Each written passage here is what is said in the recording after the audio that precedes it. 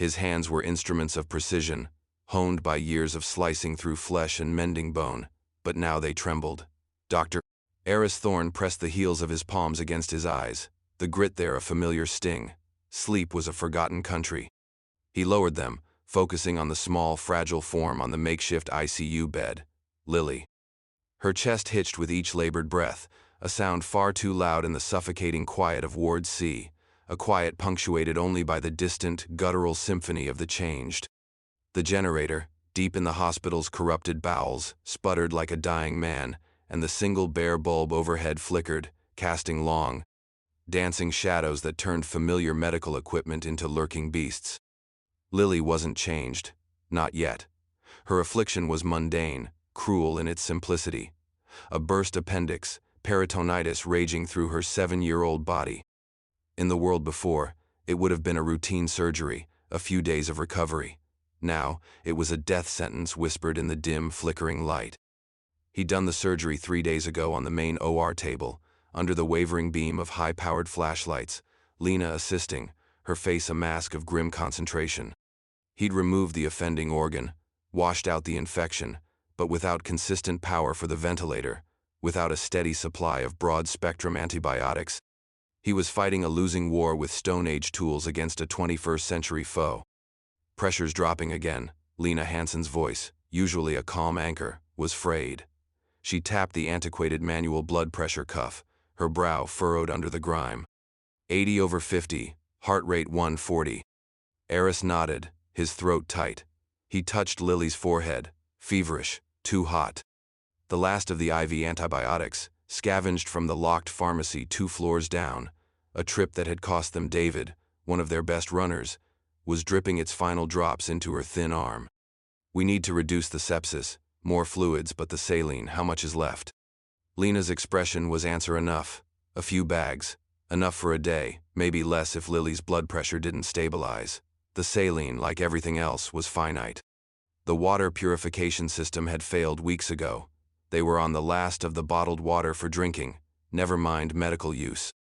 A low, scraping moan echoed from beyond the reinforced doors at the end of the corridor, followed by a wet, heavy thud. The barricades. Stacked gurneys, filing cabinets, heavy oak desks from the administration wing, all lashed together with electrical cables and bedsheets.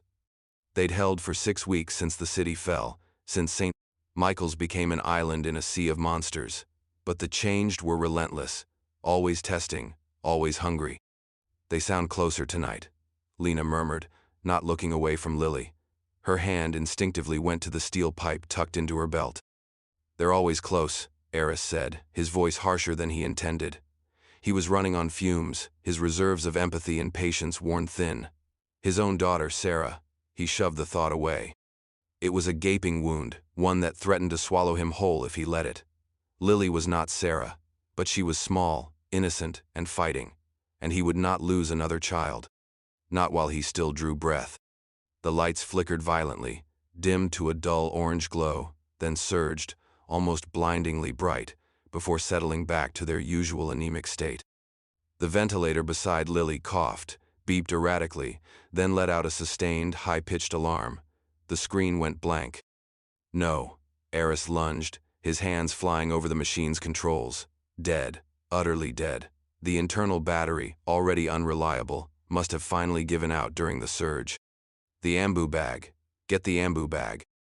Lena was already there, pulling the manual resuscitator from a hook on the wall.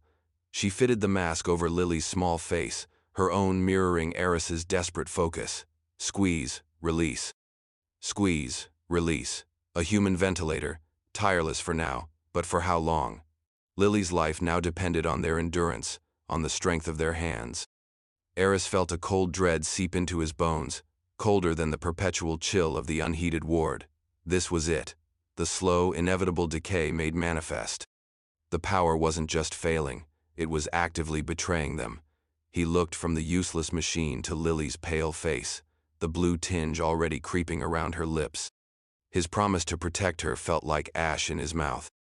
Then, a new sound, sharper, more distinct than the usual moans, a metallic shriek from down the hall, followed by a splintering crash. Not the distant testing of barricades, but something immediate. Something. Inside. A tremor of pure, unadulterated fear shot through him. Had they found a way in? A forgotten service duct? A weakened wall? He looked at Lena, her eyes wide above the ambu bag, and saw his own terror reflected there. The delicate illusion of their sanctuary, their last bastion, was shattering. The wolves were not just at the door, they were clawing through the floorboards. And Lily, already struggling for every breath, was directly in their path, his hands clenched. He wouldn't let them have her. He couldn't. Security Chief Marcus Cole surveyed the main barricade at the entrance to Ward C, his face an unreadable mask in the dim emergency lighting. The air was thick with the smell of antiseptic, stale fear, and something else, something metallic and faintly coppery he'd come to associate with the changed. His men, a meager force of 5 now, down from the 12 hospital security guards he'd started with, stood at their posts, a mix of grim determination and thinly veiled anxiety in their eyes. One of them, a young recruit named Peterson, was visibly trembling. Cole made a mental note. Fear was a contagion, almost as dangerous as the one that roamed the halls beyond their flimsy defenses. Status report. Cole's voice was flat, devoid of emotion. It was a tool, like the 9mm pistol holstered on his hip, or the heavy maglite he used as much for a cudgel as for illumination. West Corridor barricade holding, sir, reported Miller, his second in command, a burly ex-cop whose calm rarely wavered. They're still hitting it, but the extra bracing seems to be working. East access by the old chapel is quiet, too quiet maybe. Cole grunted. Quiet was often worse. It meant they were thinking, if that's what those things did. Or, more likely, gathering. Ration distribution for the next 24 hours? Done, sir, Miller replied. Standard half issue. Canned goods mostly. Water is the main concern. Dr. Thorne's been through nearly a full crate of saline for that girl. There was a hint of disapproval in Miller's tone. Resources were for the viable, the contributors. Sentimentality was a luxury they couldn't afford. Dr. Thorne's priorities are his own, until they conflict with the security of this ward, Cole stated, his gaze sweeping over the barricade again. A fresh series of thuds vibrated through the floor. The order is what keeps us alive. Food, water, medical supplies, all under strict control. Anyone hoarding, anyone taking more than their share, answers to me. Anyone showing symptoms, he let his gaze fall on Peterson, whose trembling increased, is a threat, and threats are neutralized. Is that understood? A chorus of muttered, yes sirs, answered him. Daniel Park, the young medical intern who'd attached himself to Lena Hansen, shifted uncomfortably near a stack of medical supply boxes. He was pale, too thin, his eyes wide and haunted. A liability, Cole thought, but useful for basic medical tasks, freeing up Thorne and Hansen for more critical work. Sir, Danny began, his voice barely a whisper, about the protocol for potential infection. Is there no period of observation? Sometimes fevers are just fevers. His gaze flickered towards the makeshift ICU where Lily lay. Cole turned slowly, his eyes locking onto the intern. The air crackled with sudden tension. Dr. Park, are you questioning established protocol? The protocol that has kept this ward from being overrun for 6 weeks while the rest of this godforsaken city tore itself apart. His voice was dangerously soft. We don't have the luxury of observation periods. We don't have testing kits. We don't have quarantine facilities. What we have is a single, immutable rule. Any sign of change, fever, aggression, uncontrolled bleeding, the shakes, means immediate isolation. And if that isolation proves insufficient, then permanent removal. There are over 200 souls in this ward, doctor. Their lives depend on unblinking vigilance, on making the hard calls. The ones that men like Thorne, for all his skill, sometimes hesitate to make. He remembered Henderson, a good guard, scratched during a supply run. Just a scratch. Henderson had hidden it. By the time the fever took hold, it was too late. He'd turned in the mess hall. 3 dead, 5 injured before Cole had put him down himself. The memory was a cold stone in his gut. He would not allow such a lapse again. But what if it's a mistake? Danny persisted, a flicker of defiance in his young face. What if someone is just sick, like Lily? Cole took a step closer, his shadow engulfing the intern. Then it's a tragedy, Dr. Park, one among many in this new world. But I will sacrifice 1 or 10 if it means the other 190 survive. That is the calculus of our reality. The order demands it. Survival demands it. Any further questions? Danny swallowed hard, shaking his head, his gaze dropping to the floor. The defiance was extinguished. Good. Challenges to authority, however small, were cracks in the dam. Cole couldn't afford any cracks. Miller, Cole said, turning away from the chastened intern. Double the watch on the lower-level access points. That grating in the laundry chute always bothered me. And I want a full inventory of all consumable sedatives and restraints. If someone resists protocol, we need to be prepared to enforce it with minimal disruption. His eyes, cold and hard as chipped flint, scanned the faces of his men. Disruption attracts them. Panic attracts them. We maintain order. We survive. That is all that matters now. He looked towards the far end of the ward, where Thorne was working frantically over the child. A child whose specialized care was a drain on resources, a focal point of dangerous hope. Hope, Cole knew, was the most dangerous contagion of all. It made people reckless. It made them forget the rules. And in this world, forgetting the rules was a swift path to becoming one of the screaming monsters outside. The order was absolute. It had to be. The air in the sub-level corridor was thick with the cloying scent of decay and damp concrete. Lena Hansen's breath plumed in the frigid air, her flashlight beam cutting a nervous swath through the oppressive darkness. Each drip of water from a cracked pipe sounded like a footstep. Each rustle of debris, like the stirring of something monstrous. Danny Park stumbled behind her, clutching a near-empty canvas bag and a crowbar that looked too heavy for his thin arms. Beside him, Reyna, the wiry scavenger who'd appeared at their barricades a week ago with a startling knowledge of the hospital's underbelly, and an even more startling lack of fear, moved with a fluid grace that Lena envied. "Pharmacy should be just through here," Reyna whispered, her voice raspy. She pointed with a grimy finger towards a set of double doors, one hanging precariously from a single hinge. "If it hasn't been picked clean already." "We need those antibiotics for Lily," Lena said, her voice tight with urgency. "And the stronger painkillers." Eris was worried about septic shock. "And anything else? Saline, syringes, whatever's left." The main pharmacy stores had been ransacked in the first days of chaos, but this was a satellite pharmacy, mostly forgotten, servicing the now abandoned research wings, their last, desperate hope for resupply. The generator had been stuttering more frequently, and Eris feared a total shutdown was imminent. Someone, probably Cole, had siphoned fuel for the security hub, leaving the medical wing dangerously low. They also needed specific fuses for the backup power unit for the OR, their only chance of operating the ventilator again if they could find a working replacement battery. Those fuses were supposedly in a maintenance junction box 3 floors down. This run was for Lily, but also for everyone. Danny swallowed, his knuckles white on the crowbar. "Are you sure this is a good idea?" Cole said, "No unauthorized scavenging." "Cole can stare at his barricades," Lena retorted, her patience thin. "Lily doesn't have time for his bloody order. Besides," she glanced at Reyna, "we have an expert guide." Reyna offered a tight, humorless smile. "Expert enough to know which shadows bite back." She pushed gently on the intact door. It groaned open, revealing a scene of utter devastation. Shelves were overturned, glass crunched underfoot, pill bottles and medical packaging strewn everywhere. The air was heavy with the chemical tang of spilled medications. "Damn it," Lena breathed, her heart sinking. "Picked clean. Not by survivors, but by pure, mindless destruction. The changed weren't looking for drugs." "Wait." Reyna held up a hand, her head cocked. "Hear that?" Lena strained her ears. A faint, rhythmic sound. A soft, wet shuffling. And something else.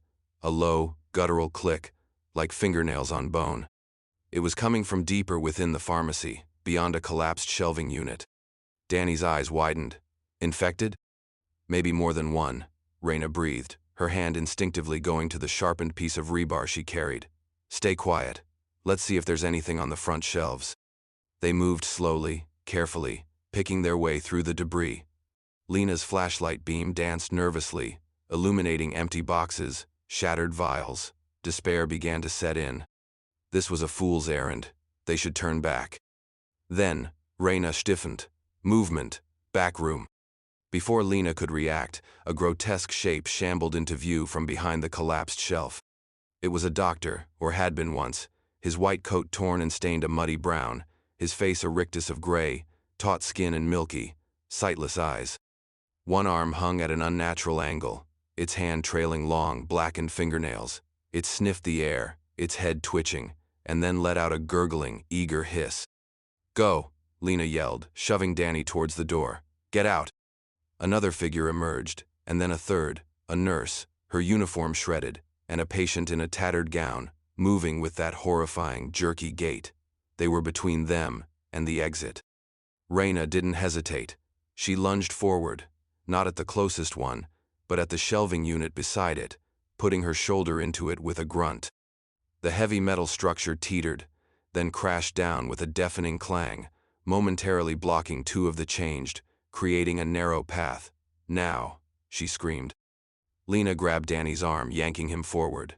They scrambled over fallen debris, the sounds of enraged snarls and scrabbling claws echoing behind them.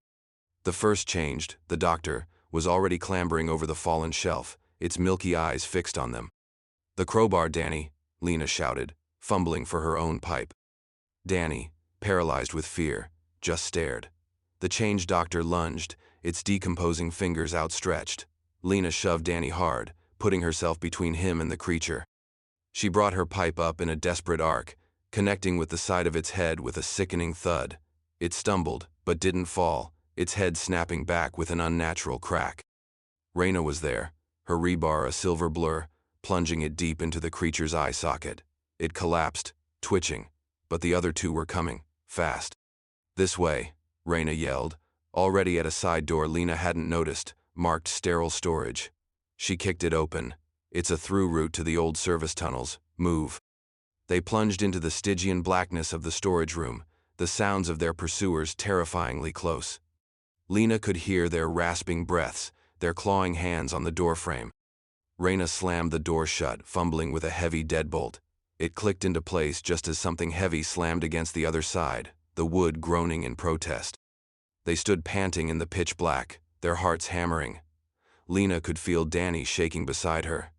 The mission was a catastrophic failure.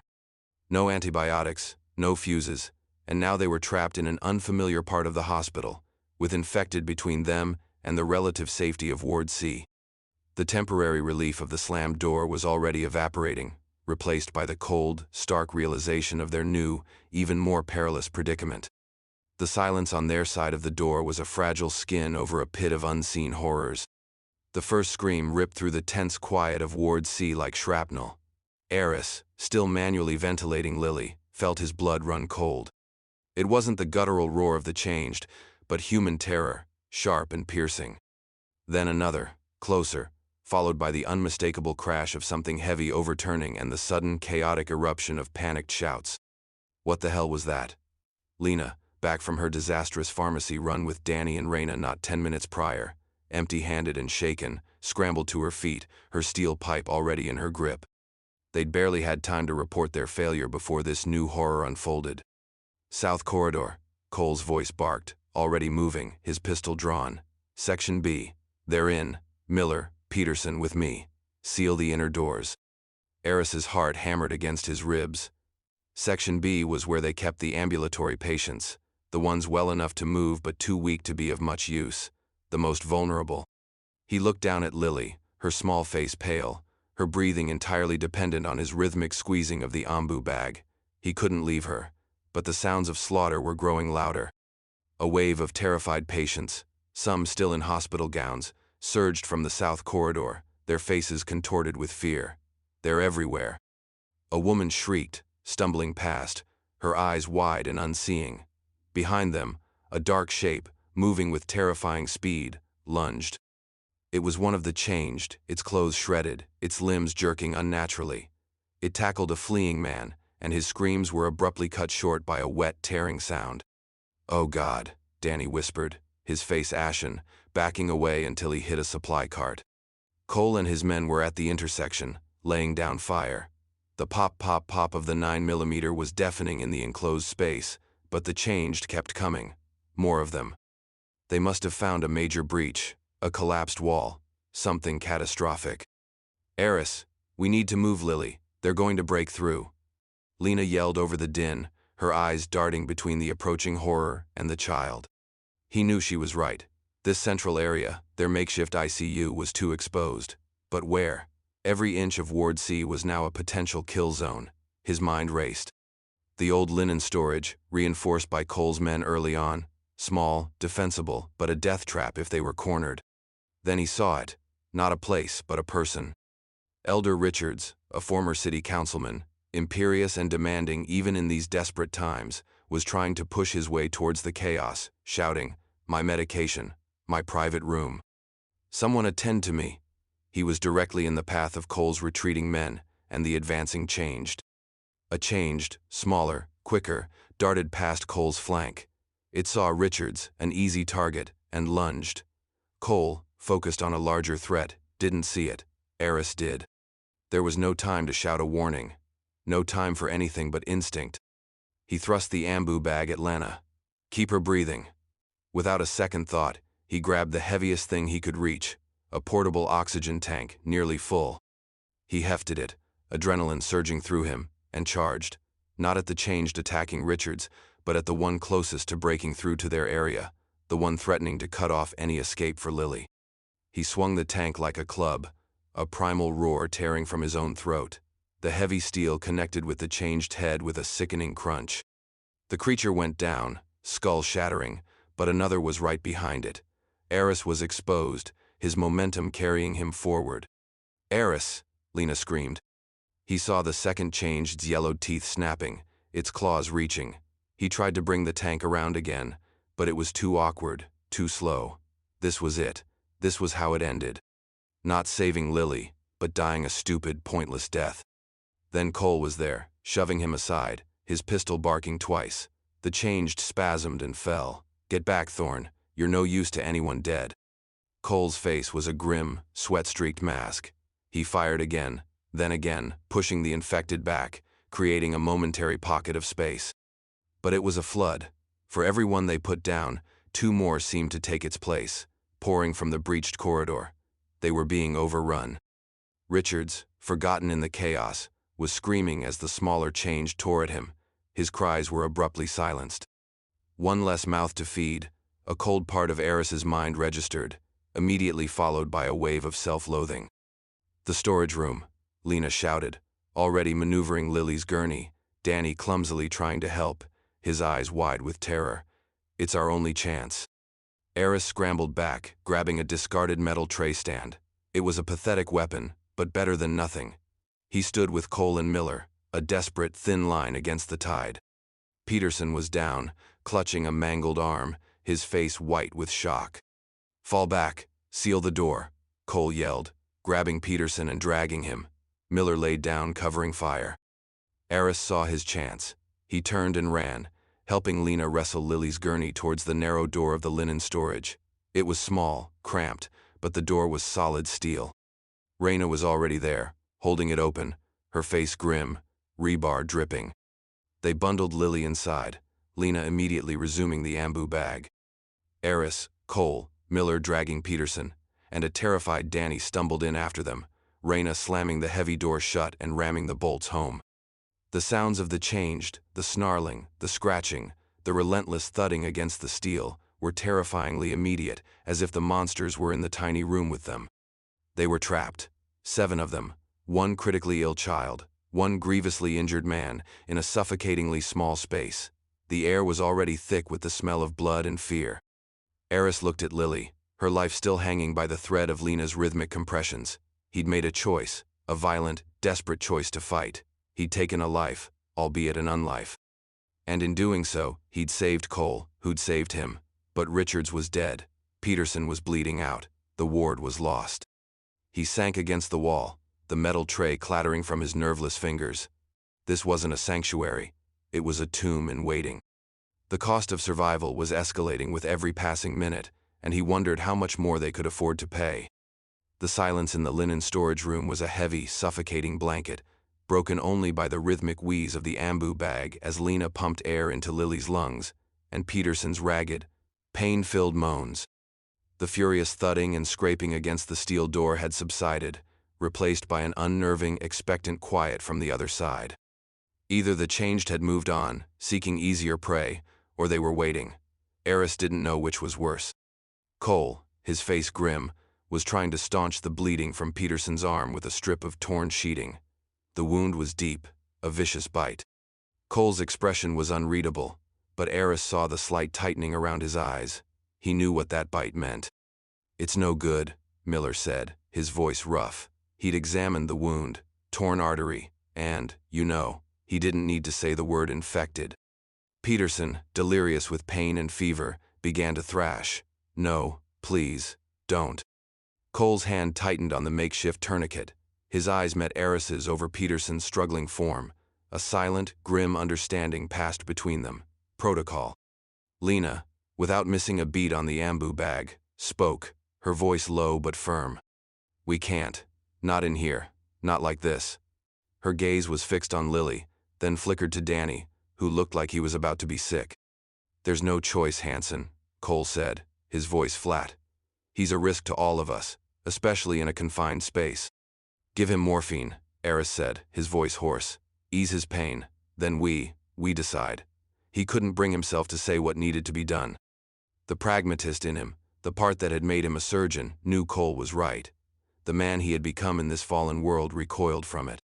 Reyna, who had been watching silently from a corner, spoke up, her voice surprisingly devoid of judgment. "Got a vial of something strong in my pack. Took it from a dead medic. Might be enough." She rummaged in her scavenged bag and produced a small, unlabeled glass vial and a syringe.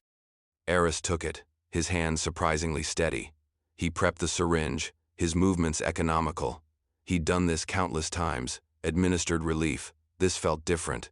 This felt like an ending. He knelt beside Peterson, whose eyes were now wide with a terrifying lucidity. "Doc, don't let me turn," Peterson whispered, a tear tracing a path through the grime on his cheek. "Please." Eris met the young man's gaze. "I won't," he said softly. He injected the drug into Peterson's good arm.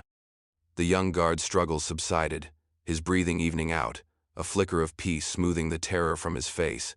He closed his eyes. The silence returned, heavier now, freighted with unspoken decisions. Lena kept pumping the ambu bag, her rhythm a steady counterpoint to the dying breaths of the man beside them. Danny was huddled against a stack of folded sheets, his face buried in his hands. After a long moment, Lena spoke, her voice quiet. "When I was a trainee, back before all this, I lost my first patient, an old woman, Mrs. Henderson, heart failure. I'd done everything right, everything by the book, but she still died. I cried for a week, thought I'd never get over it." She paused, her gaze distant. "Funny what you get used to." Eris looked at her, seeing the exhaustion etched around her eyes, the smudges of dirt and blood on her face. He wondered what she saw when she looked at him, a failed doctor, a desperate man. "No one should get used to this, Lena," he said. "Maybe not," she conceded. "But we adapt, don't we? Or we die." Her eyes flickered to Lily. "Some of us are still worth adapting for." Reyna shifted, drawing their attention. "This room isn't safe for long. They know we're in here. They'll find a way or wait us out. We're out of water, almost out of food." Cole, who had been staring at Peterson's now still form, finally spoke. "She's right. We need a plan. A way out of the hospital, not just this room." He sounded tired, the iron certainty in his voice diminished. The loss of the ward, of his authority, had clearly taken a toll. "Out where, Cole?" Eris asked. "The city's gone. We saw it. We heard it." "There were whispers," Cole said, looking at Reyna. "Safe zones. West, over the mountains. Military holdouts. Propaganda, maybe. But it's better than waiting to die here." Reyna snorted. "Safe zones are mostly fairy tales people tell themselves before they get eaten. But there are quieter places, less populated." She looked from Cole to Eris. "I know some ways out of this building that don't involve going through that mess out there. Service tunnels. Old, forgotten, risky. But maybe less risky than staying put." A fragile, desperate ember of hope flickered in Eris. Escape. It seemed impossible, but Reyna spoke with a certainty that was hard to dismiss. He looked at Lily. Her survival depended on them getting out. finding somewhere with power, with medicine, somewhere she could heal.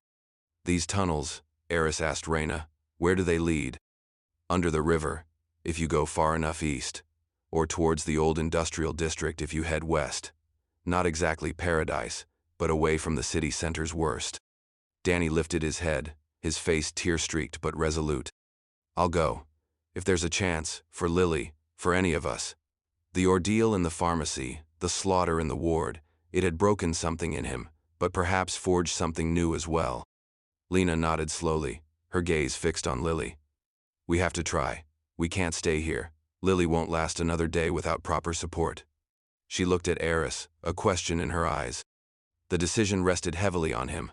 Cole was a security man, practical but perhaps too brutal. Reyna was an unknown, her motives unclear. Lena and Danny would follow his lead, he sensed. He thought of Sarah, of the promise he'd made to himself after losing her. He would not fail again. He looked at Peterson's still form, the price of survival. Then at Lily, so small, so vulnerable, yet still fighting. All right, Eris said, his voice firming with a resolve he hadn't felt in days. Reyna, you lead. We try for these tunnels. We get Lily out. He met Cole's gaze. Are you with us, Cole? Or do you have your own plans? Cole looked at Peterson, then at the steel door, a muscle working in his jaw. For a moment, Eris thought he would refuse, try to reassert his authority. Then, Cole gave a curt nod. My plan is to survive. If yours offers the best chance, I'm with you. He picked up his pistol, checking the magazine. But we move fast, and we don't stop for anything.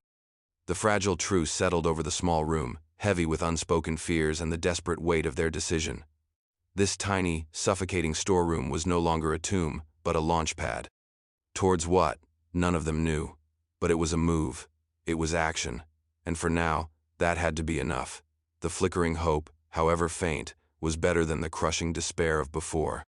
Danny couldn't stop shaking. He sat wedged between a stack of rough blankets and the cold steel wall of the linen closet, listening to the hushed, urgent plans being made by Eris, Lena, Cole, and the strange, quiet woman, Reyna. Escape. The word itself sounded like a fantasy. He'd seen the ward fall, seen Elder Richards torn apart, seen Peterson. He squeezed his eyes shut, trying to block out the images, the sounds. He felt useless, a burden. He'd frozen in the pharmacy, almost gotten Lena killed. He'd cowered during the attack on the ward. He needed to contribute, to be more than just another mouth to feed, another liability. While the others focused on the route out, Danny's mind snagged on something Cole had said earlier, before the attack, when he was berating Danny for questioning protocol. I want a full inventory of all consumable sedatives and restraints. If someone resists protocol, we need to be prepared to enforce it with minimal disruption. Minimal disruption. It sounded so clinical, so cold. A chilling thought began to form. Cole had been so insistent on rationing, on control. What if his control extended further than they knew? What if he wasn't just a hard man making hard choices, but something else? I need some air, Danny mumbled. Though the air in the closet was anything but fresh, he just needed to move, to think. The others were engrossed in a hand-drawn map. Reyna was sketching on a piece of cardboard with a charcoal stick. No one paid him much mind as he carefully squeezed past Miller, who was now sitting silently, his expression grim, occasionally glancing at Peterson's shrouded form. Danny edged towards the small pile of belongings they'd managed to grab before sealing the door.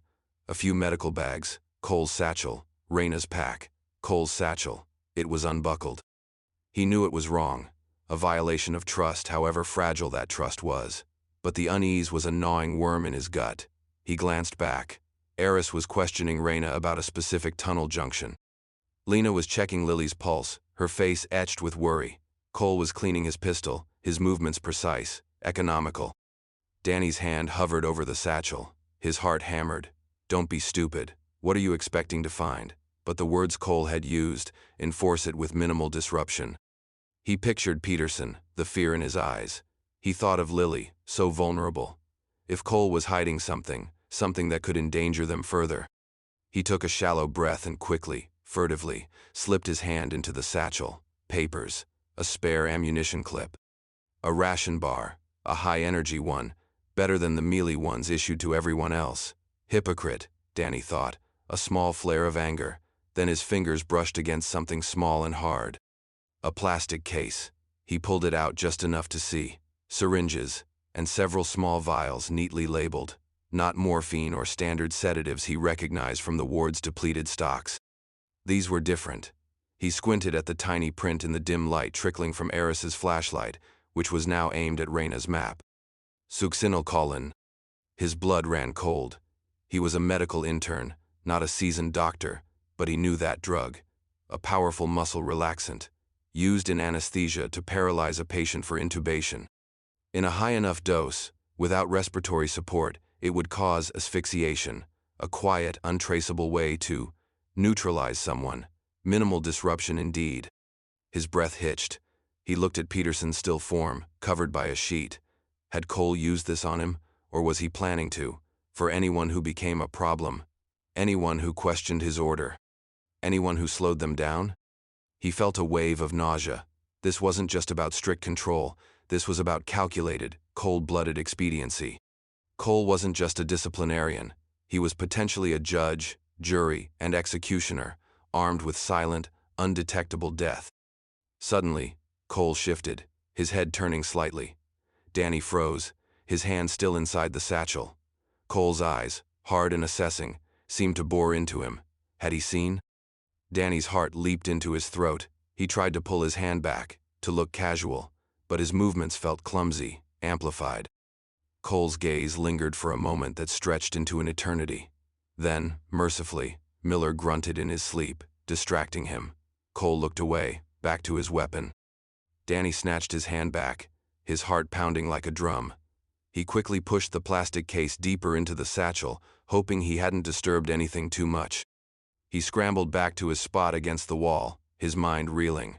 Betrayal wasn't a strong enough word. This was something colder, more sinister. The man who had, in the chaos of the breach, saved Eris's life, the man who had just agreed to join their desperate escape, was carrying the means to silently murder any one of them. He looked at Eris, at Lena, at Reyna. They were trusting Cole, relying on his strength, his experience. Should he tell them, now? In this pressure cooker of a room, with escape their only fragile hope, accusing Cole could splinter their already tenuous alliance, could lead to violence. Cole was armed, dangerous. But not telling them, that felt like complicity. What if Cole decided Lily was too much of a burden, or that Danny himself, a perceived weak link, was expendable? The weight of the discovery pressed down on him, suffocating him. He was just an intern, a kid. He wasn't equipped for this kind of moral labyrinth. But ignorance was no longer an option. The true nature of the man they were about to follow into the unknown had been revealed, and it was a terrifying, chilling secret that could doom them all. His earlier fear was replaced by a new, sharper dread. The monsters outside were horrific, but the monster they might be carrying with them was perhaps even more dangerous. Eris stared at the crude map Reyna had drawn, a labyrinth of intersecting lines and hastily scrawled notes. Service tunnels, storm drains, forgotten access points beneath the dying city. It was a desperate gamble, a journey into the unknown armed with little more than Reyna's questionable assurances and a dwindling supply of hope. But the linen closet was a coffin, and staying meant a slow, certain death for Lily, if not for all of them. This junction here, Reyna tapped a point on the map with a grimy fingernail, under the old St. John's Cathedral. It's a choke point, narrow. If there are blockages or too many of them, we might not get through. Blockages? Lena asked, her voice tight. She hadn't stopped manually ventilating Lily, her arm moving with a weary but determined rhythm. The child's skin was still too pale, her lips tinged with blue. Cave-ins, or nests, Reyna said bluntly. They like dark, damp places. Eris felt a fresh wave of apprehension. But what choice did they have? The alternative was unthinkable. He looked at Cole, who was methodically checking his gear, his face impassive. Danny Park was quiet, almost unnervingly so, his eyes wide and darting, occasionally flicking towards Cole with an expression Eris couldn't quite decipher. Fear, yes, but something else too. Suspicion? We move at first light, Eris declared, trying to project a confidence he didn't feel. Or what passes for it down here. Reyna, you take point with Miller. Cole, you and I will be rear guard. with Lily between us. Danny, you stick with Lena, help with Lily's gurney and supplies. Cole nodded curtly. Less talking, more preparing. Every minute we waste, our chances diminish. Eris ignored the subtle challenge. He was acutely aware of the dangerous dynamic now at play. Cole's authority had been absolute in the ward. Here, in this desperate new venture, leadership was more fluid, more contested. He needed Cole's strength, his combat experience, but Danny's strange behavior was a discordant note he couldn't ignore. He made a mental note to speak with the intern when he had a chance. Hours passed in a tense, whispered flurry of preparation. They divided the meager remaining supplies, a few cans of food, the last 2 bottles of clean water, what little medical equipment they could carry. Eris secured Lily to the gurney as best he could, patting her with blankets, ensuring the Ambu bag tube was secure. Each movement was a prayer. Finally, Reyna announced, "It's time." There was no discernible change in the oppressive darkness, but she seemed to sense it, like an animal knowing the turn of the tide. Silently, they unbolted the steel door. Eris's heart pounded. He half expected a horde of change to be waiting, but the corridor beyond was eerily silent, strewn with debris and the dark stains of the recent slaughter. The air was thick with the coppery tang of blood. Reyna slipped out first, moving like a wraith, her rebar held ready.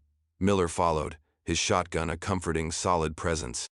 Then Lena, carefully maneuvering the head of the gurney, with Danny, pale but resolute, at the foot. Eris watched Lily's small, still form disappear into the gloom, a pang of raw fear gripping him. He and Cole brought up the rear, pistols drawn, scanning the shadowy recesses of the corridor. Their progress was agonizingly slow. The hospital, once a place of healing, was now a treacherous maze of death. Every corner turned was a gamble, every shadow a potential threat. The silence was almost worse than the sounds of the changed. It stretched their nerves taut, amplifying every creak of the gurney wheels, every shuffling footstep. Reyna led them down a narrow service stairwell, the steps slick with an unknown slime. The air grew colder, damper. The only light came from their 2 dwindling flashlights, casting long, dancing shadows that played tricks on their eyes. Eris could hear Lily's faint, assisted breaths, Lena's steady counting as she squeezed the Ambu bag. 1, 2, 3, breathe. 1, 2, 3, breathe. A fragile metronome in the heart of chaos. They reached a heavy steel door marked Sub-Level Access, Utility Tunnel 3. Reyna struggled with the rusted wheel lock. It groaned in protest, then finally gave way with a clang that echoed alarmingly in the confined space. She pulled the door open, revealing a gaping black maw that smelled of stagnant water, mildew, and something else, something foul and organic. "This is it," Reyna whispered. "It should take us under the main hospital building and towards the old maintenance depot near the river." As Lena and Danny began to carefully maneuver Lily's gurney through the narrow opening, a sound from back up the stairwell made Eris's blood freeze. A low, guttural moan, followed by the unmistakable slither of dragging feet. "Contact," Cole hissed, spinning, his flashlight beam cutting through the darkness. 2 changed, their forms little more than twisted silhouettes in the gloom, were shuffling down the stairs, drawn by the noise of the door. "Get Lily through," Eris yelled, raising his own pistol. "Cole, buy us time." But before Cole could fire, Danny, who had been staring back up the stairs with an expression of pure terror, suddenly cried out, "Wait, it's not just them. Kolahai. He has." He fumbled for words, his eyes wild, pointing a trembling finger not at the approaching changed, but at Cole. Cole whirled, his face a mask of fury and surprise. "What in God's name are you doing, Park?" "The syringes," Danny blurted out. "In your bag, the succinylcholine. You were going to kill Peterson. You'll kill us if we slow you down." The accusation hung in the fetid air, as shocking and destructive as a grenade. Eris stared, stunned. Lena froze, halfway through the doorway with Lily. Miller, already in the tunnel, looked back, his face uncomprehending. Reyna just watched, her expression unreadable. The 2 changed, ignored for a fatal moment, were closing the distance, their moans growing louder, more eager. Cole's face contorted with rage. "You little traitorous rat." He took a step towards Danny, raising his pistol. "Cole, no," Eris shouted, instinctively moving to intercept. his mind reeling from Danny's accusation. Was it true? The cold expediency, the sedatives, it suddenly clicked into a horrifyingly plausible picture. The world exploded into chaos. The Changed were almost upon them. Cole was advancing on Danny. Eris was caught between them, trying to process the betrayal, the immediate, overwhelming threat. The desperate escape, their only hope, was already unraveling, not just from the monsters without, but from the potential monster within their own ranks. The darkness of the tunnel ahead seemed to beckon, but the path to it was suddenly littered with fresh, terrifying dangers. The cramped stairwell became a crucible of panic and violence. Cole, his face a snarl of fury at Danny's accusation, momentarily forgot the approaching Changed. "You dare accuse me?" He spat, his pistol still aimed at the terrified intern. "He's telling the truth, isn't he, Cole?" Eris's voice was dangerously low, cutting through the din. He'd seen the flicker of something. Guilt? No, more like cold fury at being exposed. In Cole's eyes, the succinylcholine. It explained Peterson's unnervingly peaceful end. It explained Cole's obsession with minimal disruption. Before Cole could answer, the first Changed reached them. It wasn't one of the shambling horrors they were used to. This one was leaner, faster, its eyes burning with a feral intelligence. It launched itself at Cole's exposed back. Cole reacted with pure instinct, whirling and firing 2 shots point-blank into the creature's chest. It stumbled but didn't fall, its momentum carrying it forward. Its claws raked across Cole's arm, tearing through his jacket. He roared in pain and fury, shoving the creature back against the wall and firing again, this time into its head. It collapsed in a heap. But the second Changed was already there, a lumbering brute that slammed into Eris, sending him sprawling. His flashlight clattered away, plunging his immediate vicinity into near darkness. He felt hot, fetid breath on his face, saw yellowed teeth snapping inches from his throat. He scrabbled desperately, his hands finding only slick concrete. Lena screamed, "Eris!" She wanted to help, but she was trapped, half in and half out of the tunnel entrance with Lily's gurney, Danny frozen beside her. Then Reyna was a blur of motion. She leaped past Lena, her sharpened rebar flashing in the intermittent light from Cole's wavering beam. She drove the spike into the side of the Changed, attacking Eris, hitting it with such force that it shrieked, a high, unnatural sound, and recoiled. Eris gasped for breath, scrambling back. Cole, clutching his bleeding arm, was now grappling with a third Changed that had appeared from the shadows of the stairwell, a smaller, quicker one that had slipped past the initial confrontation. His pistol was knocked from his grasp, skittering into the darkness. "Miller," Cole bellowed, wrestling with the creature, its nails digging into his flesh. "Help me, damn it." Miller, who had hesitated at the tunnel entrance, now surged forward, his shotgun booming in the confined space. The blast caught the Changed attacking Cole in the side, tearing a huge chunk from its torso. It shrieked and fell, twitching. The acrid smell of gunpowder filled the air. "Get Lily into the tunnel now," Eris yelled, finding his feet, his heart pounding. He spotted Cole's pistol near the wall and lunged for it. Lena and Danny, jolted into action, finally managed to wrestle the gurney fully into the oppressive blackness of the utility tunnel. Reyna was already beside them, peering back anxiously. Cole staggered back, his face pale, his torn arm leaking blood. He looked at Eris, who now held his pistol. The accusation, the fight, the immediate horror, it all hung between them. "Give me my weapon, Thorn." "First, tell me Danny's lying," Eris said, his voice hard, the pistol steady in his hand despite the adrenaline coursing through him. The remaining Changed on the stairs, momentarily deterred by the shotgun blast, were stirring again, their moans growing louder. They didn't have time for this, but he had to know. "There's no time for your moralizing," Cole snarled, cradling his injured arm. Blood was seeping through his fingers. "A bite?" Eris couldn't tell in the dim light. "They're coming. We need to move." "The succinylcholine, Cole. Did you use it on Peterson? Were you planning to use it on us?" Eris pressed, taking a step closer.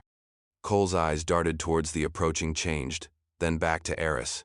A desperate, hunted look flickered across his face.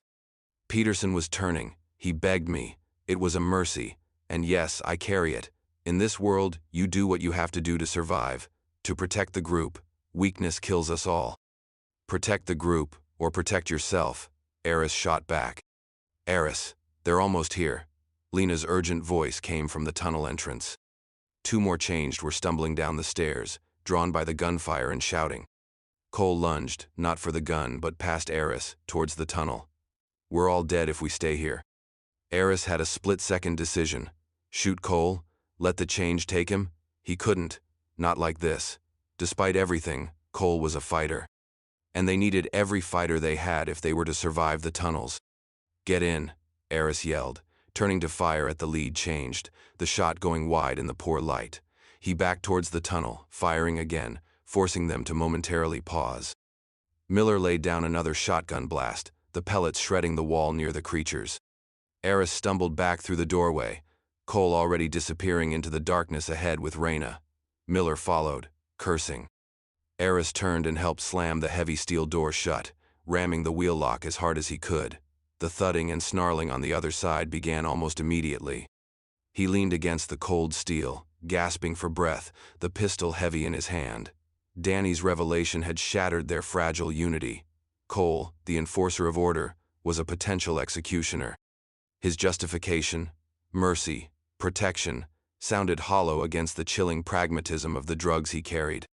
The immediate threat of the changed had forced a temporary, violent reprieve, but the poison of betrayal was now loose among them, far more insidious than any infection.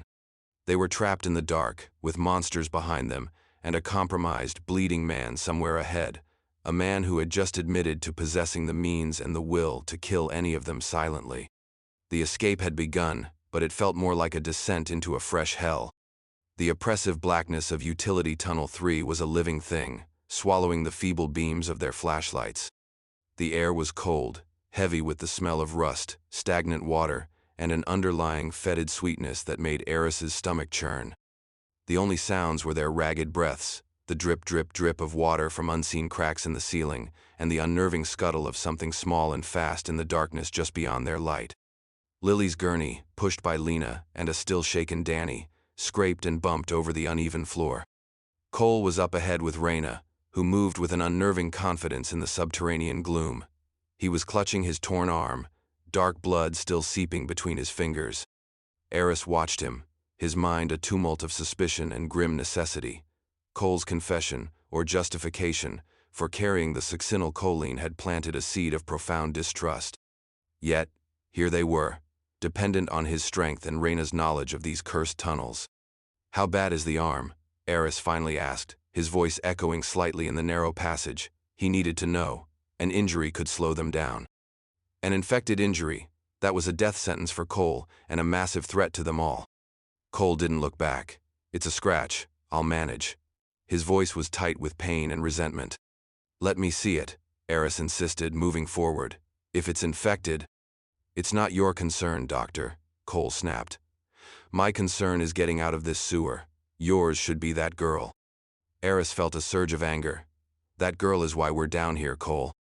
And your scratches become everyone's concern if you turn into one of them." He reached Cole and, ignoring his resistance, grabbed his arm, shining his flashlight on the wound. It was a deep, jagged tear, bleeding sluggishly. Not the characteristic puncture of a changed bite, but bad enough. Close. Too close. "Clean it. Bandage it. Now," Eris ordered, his medical authority reasserting itself. He glanced at Lena. "Keep moving slowly. We'll catch up." Lena nodded, her face pale but determined in the bobbing flashlight beam. Cole reluctantly allowed Eris to tend to the wound, hissing as Eris cleaned it with their last antiseptic wipe. "Waste of supplies," Cole muttered. "A live fighter isn't a waste," Eris countered, bandaging the arm tightly. "But a compromised one is. Danny was right to be suspicious, Cole. What you carry, what you're willing to do, it changes things." "It ensures survival," Cole bit out. "Something your precious idealism struggles with, Thorne. Sometimes, the hard choice is the only choice." He flexed his bandaged arm. "Are we done playing nursemaid?" Before Eris could reply, Reyna, who had scouted ahead, reappeared, her face taut. "Trouble. Junction ahead is partially collapsed, and I hear them. More than a few." A cold dread settled over Eris. They were caught between the sealed door behind them and an unknown number of changed ahead, with a crumbling tunnel as their only path. Cole's injury, Danny's fear, the ever-present threat to Lily, it was all converging. How bad is the collapse? Eris asked Reyna. We might be able to squeeze the gurney through if we clear some rubble, but it'll be slow and noisy. Noisy was bad. Noisy drew them. Cole pushed past Eris. Then let's get to it. Standing here discussing it will get us killed. He started forward, his earlier injury seeming to fuel a grim, reckless energy. Eris exchanged a worried glance with Miller, who had been silently observing the exchange. Miller just shook his head, his expression unreadable. The former cop was a pragmatist, but even he seemed unsettled by Cole's cold-blooded rationale. They reached the partial cave-in. Rocks and broken concrete littered the tunnel floor, reducing the passage to a narrow, jagged opening. Beyond it, in the darkness, Eris could hear them, soft, wet shuffling sounds, the occasional low moan, the sounds of patient predators. We'll have to move these rocks one by one, Eris said, assessing the blockage. Lena, Danny, keep Lily back. Reyna, Miller with me. Cole, watch our backs, and try not to bleed on anything. Cole shot him a venomous look but took up a defensive position, his good hand resting on the butt of his sidearm, his own, which Eris had reluctantly returned after the door was sealed. Knowing they needed every armed person, the tension between them was a palpable thing, a hairline fracture threatening to split their group apart at any moment. They worked in desperate silence, moving rocks, the scraping sounds echoing ominously. Each piece of debris felt impossibly heavy. Sweat stung Eris's eyes. His muscles screamed in protest. The sounds of the change on the other side of the collapse grew louder, closer. They knew something was happening. Suddenly, a section of the ceiling groaned, and a shower of dirt and small stones rained down. Danny cried out, shielding his head. It's unstable, Lena warned, her voice sharp with fear. Keep working, Eris urged, his own heart hammering. We're almost through. A rock slipped from Miller's grasp, thudding heavily. From beyond the barricade, a guttural snarl answered, closer this time, much closer. Cole spun, his flashlight beam cutting through the narrow gap they'd managed to create. A pair of glowing eyes stared back at him from the darkness, then another. And another. They're here, he yelled. They're coming through the gaps. Eris looked up from his work, his blood running cold. He could see them now, pale, grasping hands reaching through the smaller crevices in the rubble, clawing, seeking. One of them, a desiccated horror with half its face missing, was trying to squeeze its emaciated body through an opening barely wide enough for a cat. We can't hold them, Miller shouted, backing away from the rubble, raising his shotgun. Get Lily through the main gap, now, Eris roared, abandoning the rocks and drawing his pistol. Cole, Miller, suppress them. Reyna, guide Lena and Danny. The next few minutes were a blur of desperate, violent action. Lena and Danny struggled to maneuver Lily's gurney through the narrow opening they'd cleared, the wheels catching on a jagged piece of concrete. Reyna was there, physically lifting one side, her wiry strength surprising. Cole and Miller laid down fire into the writhing mass of changed trying to push through the rubble. Shots echoed in the confined space, deafening, disorienting. Dust and the smell of cordite filled the air. A clawed hand shot out, narrowly missing Cole's face. He kicked it back, firing again.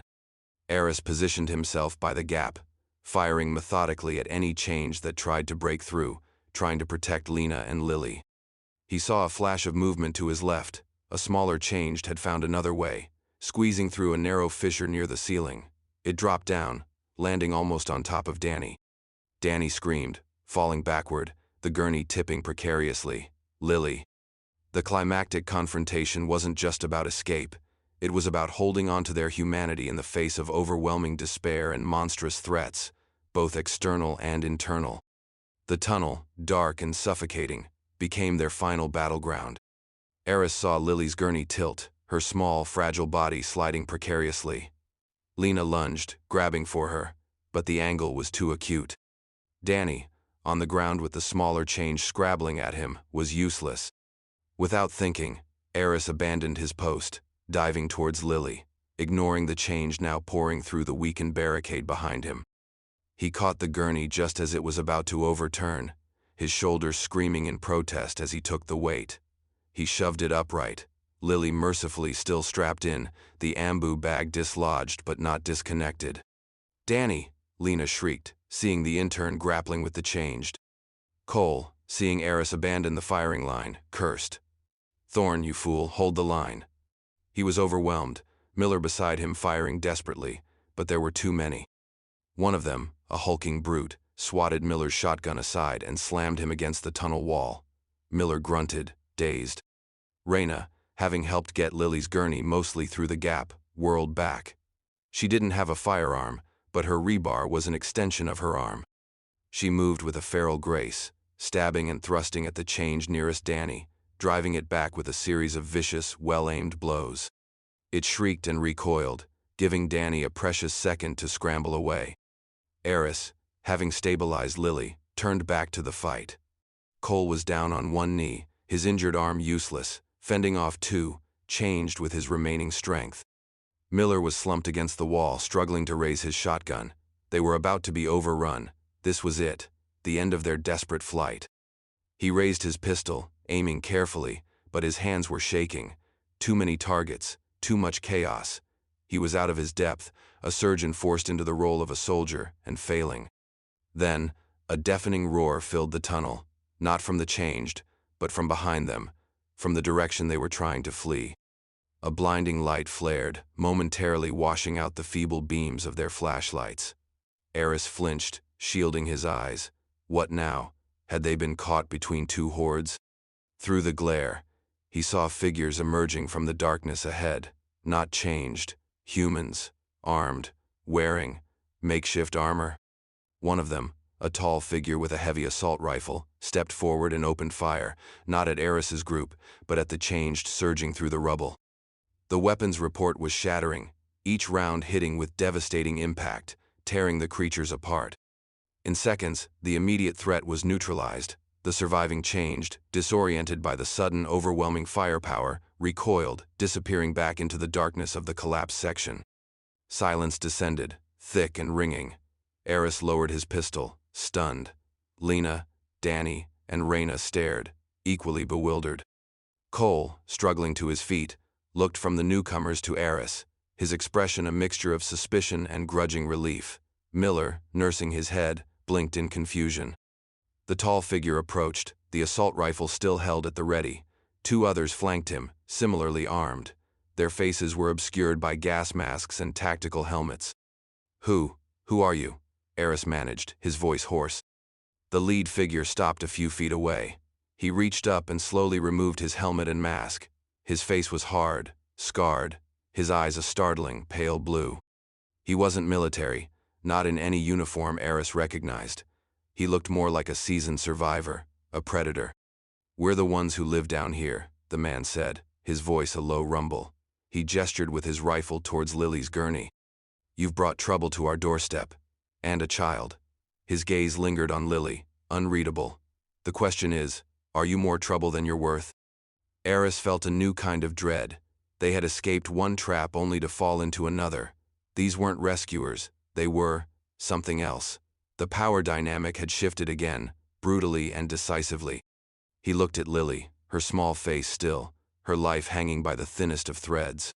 They had survived the hospital, survived Cole's betrayal, survived the changed, only to face a new, unknown authority in the suffocating darkness of the earth. The city above was dead, but the fight for survival, it seemed, was far from over. The last vestiges of power from their flashlights flickered, threatening to plunge them into absolute blackness, at the mercy of these grim, heavily armed strangers. The final power down was not just of electricity, but perhaps of hope itself.